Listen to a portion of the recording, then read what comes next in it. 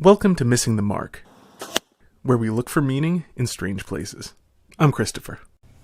Today we're going to be looking at just how impressively wrong Rudyard Kipling's poem, The Sons of Martha, is.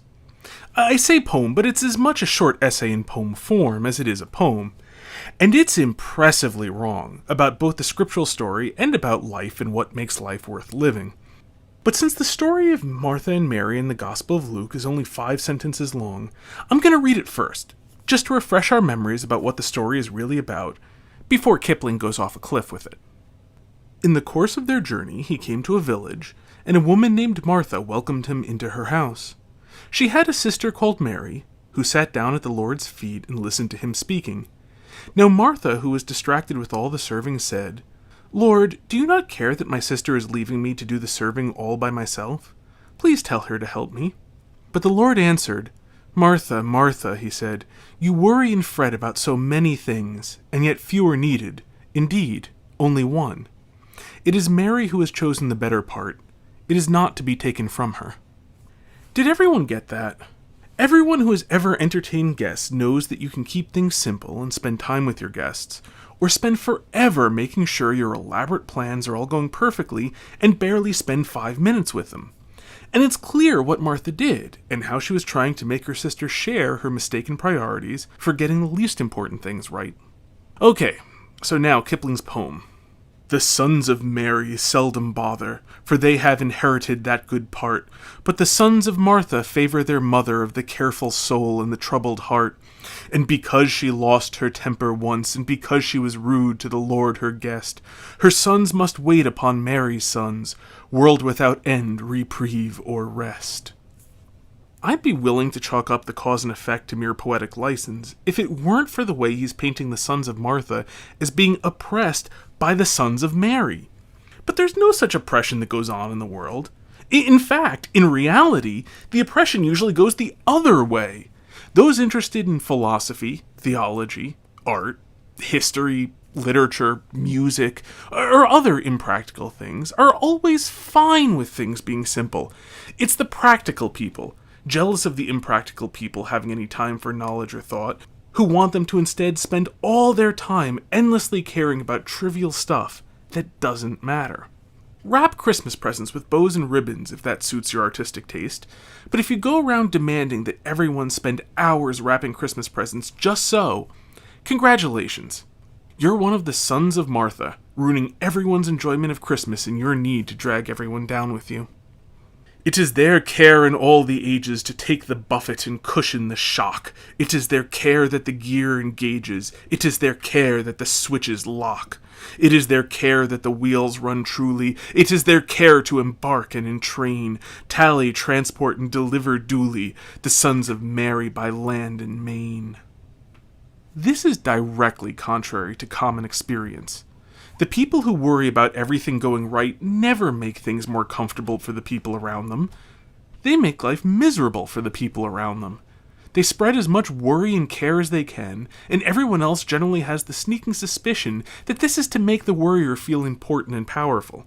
In fact, the people who worry too much usually invent hypothetical buffets and shocks, because there aren't enough real ones for everyone else to feel. Moreover, the sort of people who have to make sure that the party goes just right don't generally care all that much about keeping gears and springs in working order.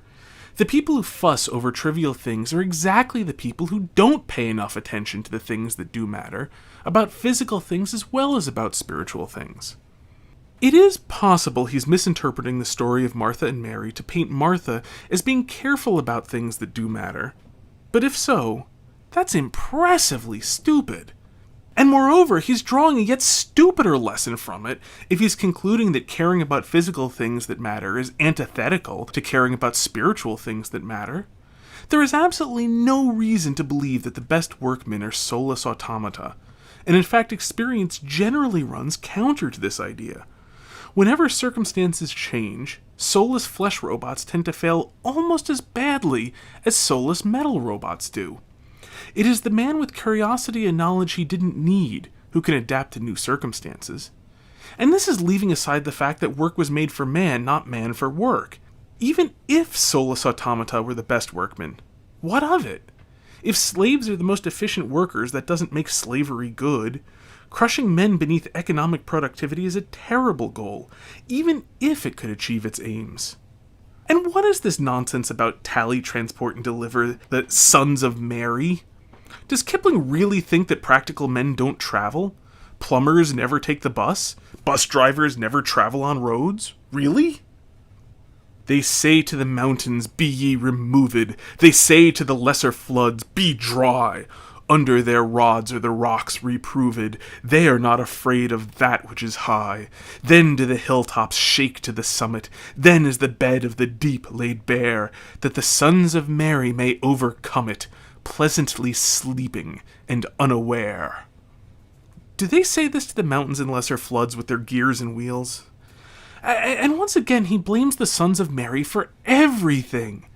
Do the bus drivers know in detail what work into making the road? Really? What about the sailors? Do they know in excruciating detail the labor that went into paving roads on mountains? Laborers are themselves interdependent, and everyone who serves is himself in turn served by others.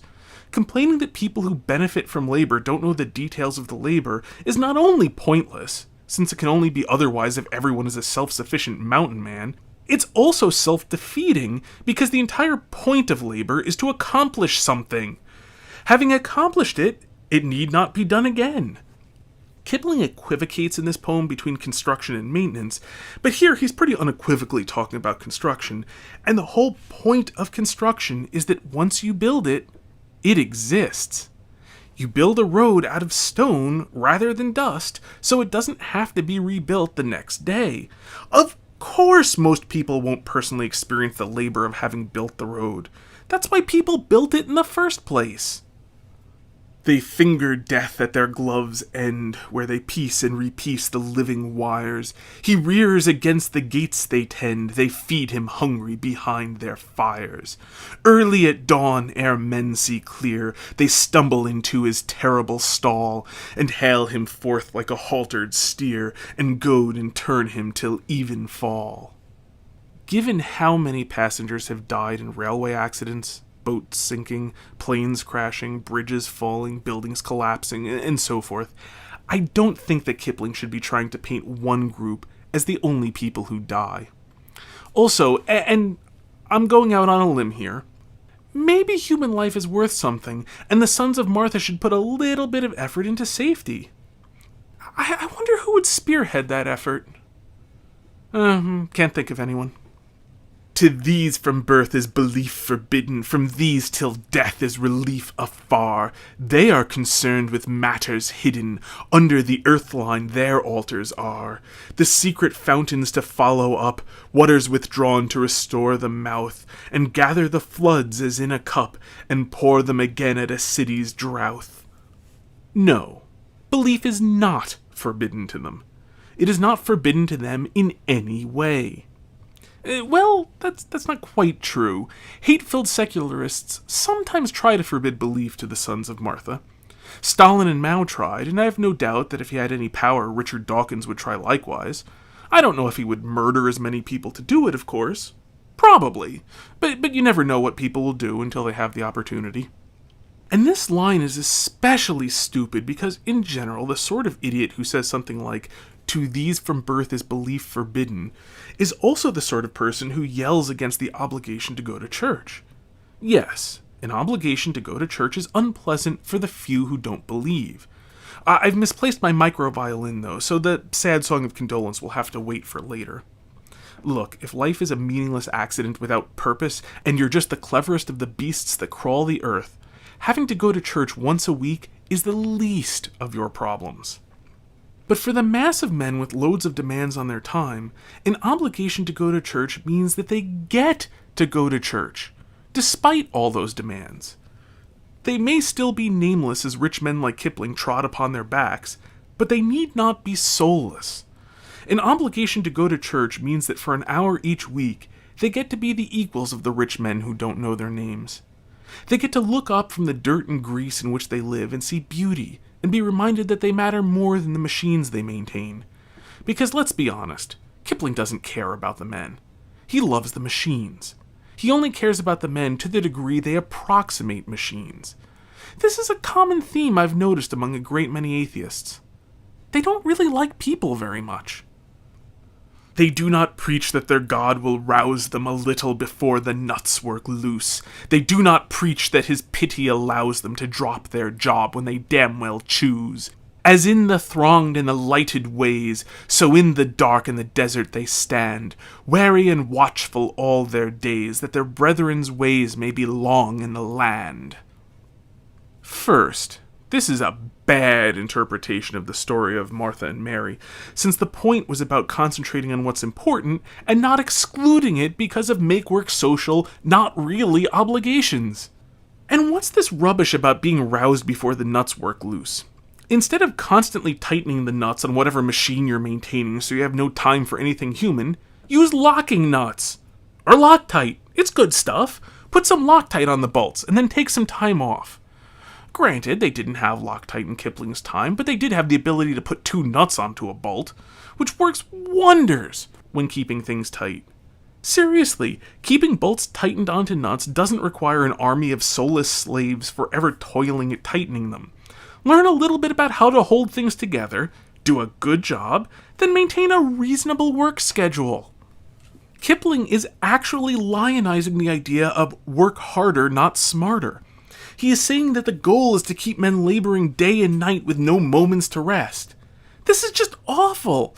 And why are they standing in the dark in the desert? What good are they going to do in the dark? Use a light. And why bother standing in the desert? There's nothing there to guard. Maybe your machine wouldn't break down so often if you put it somewhere with less sand to clog up the gears. This whole thing is an ode to the sons of Martha being wasted like dirt on terrible designs and bad ideas. And, by the way, this is the flip side of his equivocation. Standing guard over things is not at all the same sort of activity as building them. If, for example, you're building a road, it's just fine for everyone to stop working, take a break, then start up again. In fact, it's often a great idea when people are so tired they can no longer work safely for them to take a break. They're much less likely to injure themselves or to make mistakes which are costly to repair. Raise ye the stone, or cleave the wood, to make a path more fair or flat. Lo, it is black already with the blood some son of Martha spilled for that. Not as a ladder from earth to heaven, not as a witness to any creed, but simple service simply given to his own kind in their common need. This gets back to the point I just made about how men who aren't worked to death do better work. Maybe if the men took time to rest, they wouldn't be injured as often as Kipling celebrates. But it's the second 2 lines of this stanza which are the really awful ones. Not as a ladder from earth to heaven. First, he has no way of knowing this. Many men do good work because taking part in the act of creation is good, and as such, it is a part of making themselves suitable for heaven. That being said, it wouldn't surprise me at all if Kipling's idea of salvation was a 5-year-old's version. Adults don't believe that good works are worthless in themselves, but a ticket to a banquet located in the sky. This is, therefore, not an either-or. By contrast, if there is no God, there is no purpose to life and none of this actually has any meaning. I know atheists will whine all day long that life has the meaning we give it, but I am getting really sick of this lie. My and most people's favorite definition of reality is that which, when you stop believing in it, doesn't go away. The meaning you give to life goes away the moment you stop believing in it. Also, plenty of great public works have been done as a witness to creeds. Granted, this isn't often the case of mere roads, but if you're taking this more literally, tons of churches and hospitals and gardens and libraries and schools and other things with paths were built as a witness to a creed. Probably most of the beautiful buildings in the world were built as a witness to a creed. And that claptrap about, but simple service simply given to his own kind in their common need. Come on! The people who build roads and bridges do so because they are paid. Last time I rode a train, I needed a ticket. I had to pay money for that ticket. The people who built the train didn't do this for the common need, they did it for their own private need, their need for a paycheck. There are some exceptions to this rule, though. During the Middle Ages, and I think into the Renaissance, a great deal of the labor that went into building churches was actually donated. And back then, and even in modern times, there are services you can actually get for free, given out merely because of need. Government services are not a good example of this because the people doing the work providing them are not being charitable, they're earning a paycheck. But you can find charity where even the workers are donating their time. Friars and monks and nuns will care for people and teach them, merely to give to their fellow men who are in need. And the sons of Mary smile and are blessed. They know the angels are on their side. They know in them is the grace confessed, and for them are the mercies multiplied. They sit at the feet, they hear the word, they see how truly the promise runs. They have cast their burden upon the Lord, and the Lord he lays it on Martha's sons. And so this disaster of a poem comes to a close as absurd as its opening. First, of course, Kipling is just making up his own version of the story of Martha and Mary. This reminds me of a line in one of Chesterton's Father Brown mysteries. When will people learn that it does no good to read your Bible unless you're reading everyone else's Bible too? All too often, people make up their own version of the Bible, usually in the form of asinine and unsupportable interpretations of some small part of the Bible in isolation from the rest. And certainly this is what Kipling was doing here. He's utterly missed the point of the story of Martha and Mary, made up his own idiotic point, and then wrote an entire poem criticizing how stupid his version is. And you see this all the time in biblical criticism. I don't know if it's the practical effect of sola scriptura, or if it's just that idiot's gonna idiot, or what, but this is an absurdly common phenomena, where somebody will criticize the Bible for saying things it doesn't, and no sane person has ever thought it did. Here's the thing about the real story of Martha and Mary.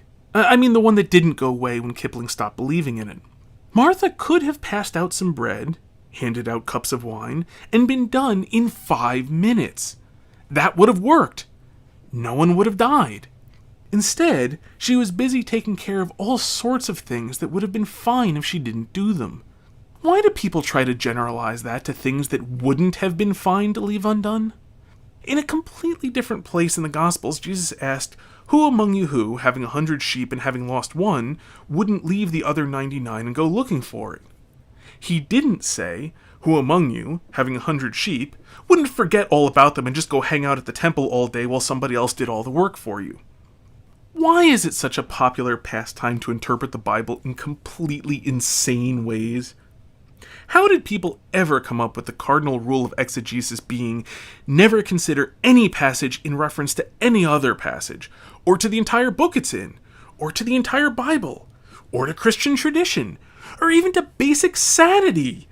How can a person get to a state where the only way they can find biblical interpretation tolerable is by pretending that they're a psychotic moron when they do it? That's all for now. Until next time, may you hit everything you aim at.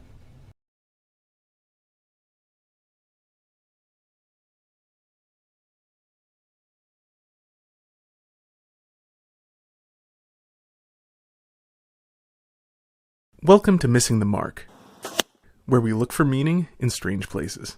I'm Christopher.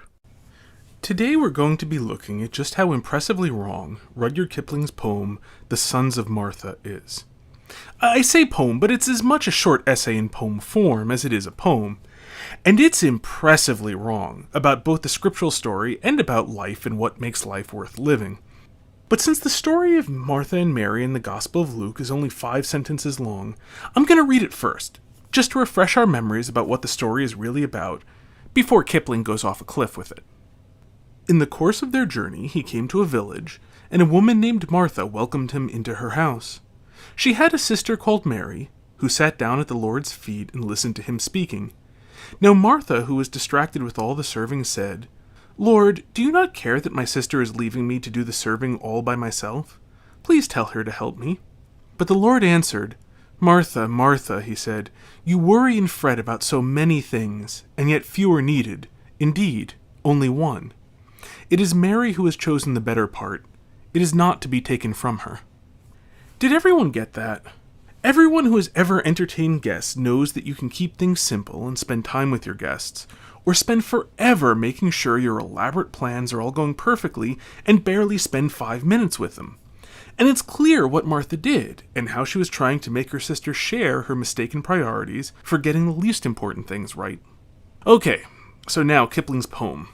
The sons of Mary seldom bother, for they have inherited that good part. But the sons of Martha favor their mother of the careful soul and the troubled heart. And because she lost her temper once, and because she was rude to the Lord her guest,